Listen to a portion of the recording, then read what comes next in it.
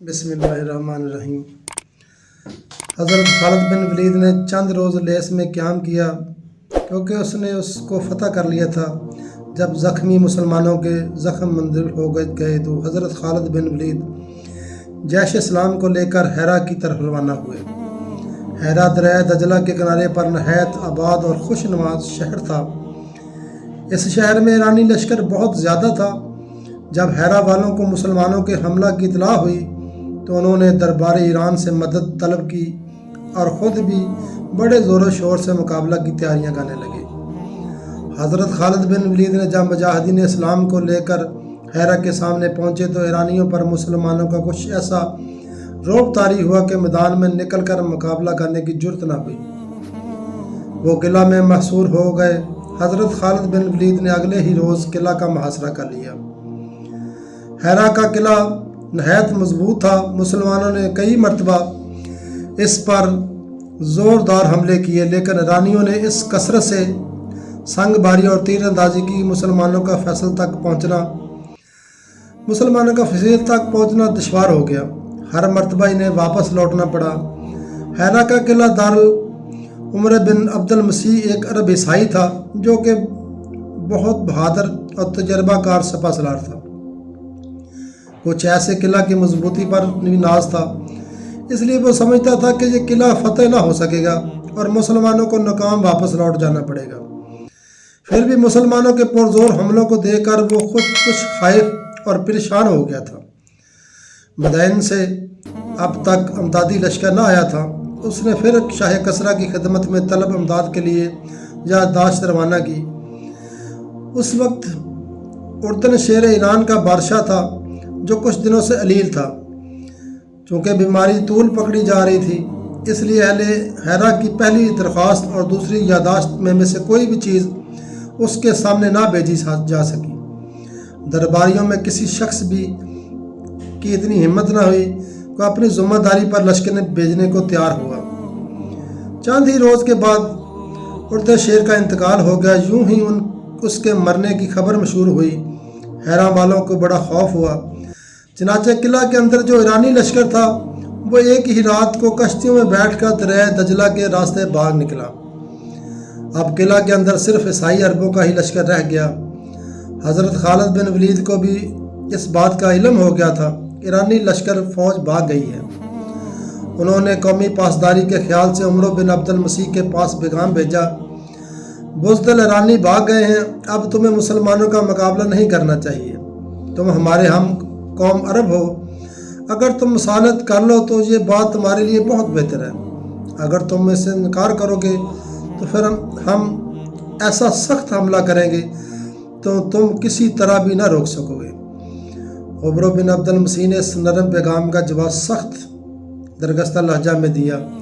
حضرت خالد بن ولید نے اگلے روز تمام لشکر کو لے کر قلعہ پر دعویٰ بول دیا۔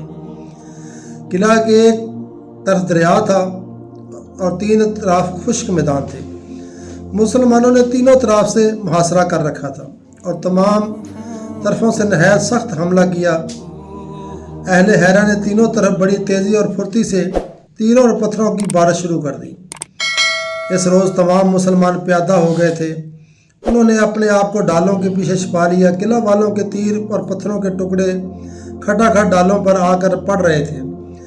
چونکہ مسلمان اپنی حفاظت اچھی طرح کر رہے تھے اس لیے انہیں کوئی نقصان نہ پہنچ سکا۔ فصیل والے نہایت حیرت سے مسلمانوں کی پیش قدمی کو دیکھ رہے تھے۔ وہ بڑے جوش اور غصہ میں آ کر فلاخنوں کے ذریعے سنگ ریز اور کمانوں کے ذریعے سے تیر پھینک رہے تھے، لیکن مسلمان بڑے استقلال اور نہایت صبر سے دشمنوں کے وار کو روکتے ہوئے قدم بہ قدم بڑھتے چلے جا رہے تھے۔ آخر جب وہ بڑھتے چلے فصیل کے قریب پہنچ گئے تو عمر بن عبد المسیح نے کہا، اب مدافعت فضول ہے، یہ مسلمان نہ دیو ہے نہ جن ہے بلکہ شیطان ہے، کم بختوں پر تیروں اور پتھروں کا کوئی اثر ہی نہیں ہوتا۔ چنانچہ اس نے اسی وقت قلعہ کا پھاٹک کھولنے کا حکم دیا۔ پھاٹک کھلا اور پادریوں کی ایک جماعت سفید جھنڈا ہاتھوں میں لیے ہوئے قلعہ سے باہر نکلی۔ وہ جھنڈے کو دیکھتے ہی حضرت خالد بن ولید نے مسلمانوں کو ٹھہر جانے کا حکم دیا، چنانچہ وہ رک گئے۔ قلعہ والوں نے بھی تیر فگنی اور سنگ اندازی بند کر دی۔ پادری حضرت خالد بن ولید کے پاس آ کر ٹھہرے۔ ان میں پادری بہت ہی ضعیف العمر تھا، اس کی داڑھی سن کی طرح سفید تھی۔ دریافت کرنے پر معلوم ہوا کہ اس پادری کا نام عبد المسیح تھا، وہ بھی عرب تھا، کسی زمانہ میں عیسائی ہو گیا تھا، کچھ عرصہ کے بعد مذہبی تعلیم حاصل کر کے پادری بن گیا تھا۔ اس وقت اس کی عمر 300 سال کے قریب بتائی جاتی ہے۔ تو حضرت خالد بن ولید کے پاس جب پادری آیا تو اس نے مصالحت کا وقت کہا کہ ہم آپ سے مصالحت کرنا چاہتے ہیں۔ تو حضرت خالد بن ولید نے فرمایا کہ مصالحت کا وقت ختم ہو چکا ہے، میں نے خود تم کو صلح کی دعوت دی تھی، لیکن عمر بن عبد المسیح نے نہایت سخت جواب دے کر صلح کا دروازہ بند کر دیا۔ عبد المسیح پادری بولا، اس وقت واقعہ قلعہ دار سے غلطی ہوئی، آپ مہربانی کیجئے۔ تو حضرت خالد بن ولید نے فرمایا، اب صرف 2 ہی باتوں پر صلح ہو سکتی ہے، یا تو تم تمام قلعہ والے مسلمان ہو جائیں یا جزیہ ادا کریں، اس بات کا حلف اٹھائیں کہ اسلامی سلطنت کے خلاف کوئی حرکت نہ کریں گے، علاوہ ازیں مسلمانوں کے دشمنوں کی کبھی کوئی مدد نہ کریں گے۔ تو پادری بولا، ہم تو یہ چاہتے ہیں کہ آپ ہم سے صرف 1 سال کے لیے مصالحت کر لیں اور توان جنگ لے کر چلے جائیں۔ تو حضرت خالد بن ولید نے فرمایا کہ یہ نہیں ہو سکتا۔ پادری بولا، دیکھیے اگر آپ نے مصالحت سے انکار کر دیا تو میں یہ زہر اپنے ساتھ لایا ہوں، یہ اس قدر مہلک زہر ہے کہ مجھ جیسے 5 آدمیوں کو دم کے دم فنا کر ڈالے، میں زہر کھا کر اپنا خاتمہ کر لوں گا۔ حضرت خالد بن ولید نے فرمایا، تم شاید اس بات کے قائل نہیں ہو کہ اللہ تعالیٰ نے موت کا وقت مقرر کر دیا ہے، کوئی شخص اس سے پہلے یا بعد میں نہیں مر سکتا۔ میرے پاک پروردگار کا فرمان ہے کہ کوئی شخص بغیر اللہ تعالیٰ کے حکم کے نہیں مر سکتا، ہر ایک کی موت کا وقت مقرر کر رکھا ہے۔ تو پادری بولا، ممکن ہے آپ کا اس بات پر ایمان و اعتماد ہو، لیکن یہ بات عقل کے خلاف ہے کہ کوئی شخص زہریلا کھا کر زندہ بچ جائے۔ حضرت خالد بن ولید نے فرمایا کہ مسلمانوں کو اللہ کے اس فرمان پر ایمان و اعتماد ہے۔ پادری بولا، کیا کوئی مسلمان ایسا ہے جو زہر کھا لے؟ تو حضرت خالد بن ولید نے فرمایا کہ میں خود کھا سکتا ہوں۔ تو پادری نے کہا، معاف کیجئے، یا تو آپ عقل سے خالی ہیں یا اپنی زندگی سے تنگ آ گئے ہیں۔ تو خالد بن ولید نے فرمایا، یہ دونوں باتیں نہیں ہیں، لائیے زہر مجھے دیجئے، میں آپ کو تقدیر الہی پر کامل ایمان رکھنے کا کرشمہ دکھاتا ہوں۔ تو پادری خود یہ چاہتا تھا کہ کسی طرح حضرت خالد بن ولید کا خاتمہ ہو جائے، اس نے جھٹ سے یہ زہر ان کے حوالے کر دیا۔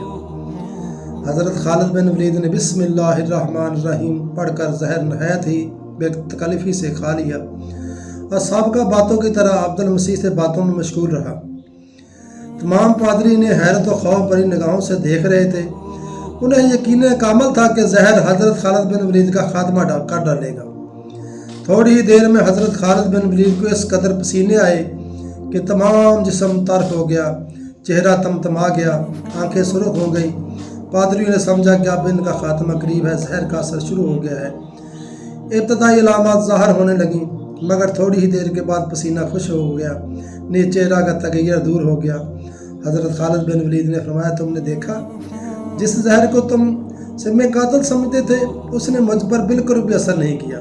جو مسلمان کامل ایمان ہے وہ اللہ تعالیٰ کے ہر حکم پر ایمان رکھتے ہیں۔ تمام پادری سخت متغیر ہو کر رہ گئے۔ تو عبد المسیح نے کہا کہ قسم ہے تم نے یہ موضوع نہایت ہی حیرتناک دکھایا ہے، تم سے لڑنا بڑی حماقت ہے، آج خدا تمہارے طرفدار ہے، کوئی قوم تمہیں شکست نہیں دے سکتی، ہمیں کچھ مہلت ہو تاکہ ہم قلعہ میں واپس جا کر قلعہ والوں کو صلح کی ترغیب دیں۔ تو خالد بن ولید نے کہا، مہلت منظور ہے، چلو۔ پادری چلے گئے، انہوں نے عمروں اور قلعہ کے دوسرے تمام مؤذن کو ایک جگہ پر جمع کر کے کہا کہ مسلمانوں کا خدا ان کے حکام پر بڑا اعتماد ہے، وہ زندگی پر موت کو ترجیح دیتے ہیں۔ تم سب کو یہ معلوم ہے کہ میں زہر حل لے کر گیا تھا، وہ زہر کئی آدمیوں کی موت کے لیے کافی تھا، لیکن اسلامی سپہ سالار نے اسے نہایت بے تکلفی سے کھا لیا اور ان پر اس کا کوئی اثر بھی نہ ہوا۔ تم ایسے لوگوں سے نبر آزماد ہو سکتے ہو، تم ایسے لوگوں سے جنگ نہیں لڑ سکتے، مناسب یہ ہے کہ تم ان کی تمام شرطیں منظور کر لو، قلعہ والوں کو اس قلعہ کے سننے سے بڑی حیرت ہوئی۔ اس سے ان کا یہ خیال اور بھی پختہ ہو گیا کہ مسلمان انسان نہیں، کوئی اور ہی مخلوق ہے۔ چنانچہ انہوں نے مسلمانوں کی تمام شرط ماننے کا اقرار کر لیا۔ تو عبدالمسیح پھر خالد کے پاس آیا۔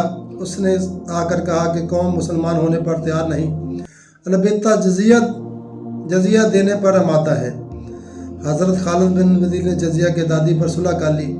لشکر واپس لوٹا اور عمر بن عبدالمسیح ولی ہرا کو بلا کر صلح کی دستاویز تحریر کر کے اس پر دستخط کیے اور اس کے بھی کرائے۔ اس کے بعد عمروں سے جزیہ کی ادائیگی کا مطالبہ کیا۔ عمروں نے حساب لگا کر 2 لاکھ روپے ادا کیے۔ اس طرح ہیرا پر مسلمانوں کا بھی تسلط قابض ہوا۔ مسلمانوں، یہ ایمان ہے ہمارا، یہ حضرت خالد بن ولید نے زہر کھا کر اپنے اللہ پر توکل جو تھا، یہ بتا دیا پوری دنیا کو کہ یہ ہے وہ توکل کہ جو میرا اللہ فرماتا ہے کہ جب تک میں نہ چاہوں کسی کو موت آ نہیں سکتی۔ نہ موت جہاد میں ہے، نہ موت زہر میں ہے، نہ موت کسی کے مارنے سے ہے۔ موت تب آتی ہے جب میرے اللہ کا فرمان آتا ہے، جب میرے اللہ کا حکم ہوتا ہے۔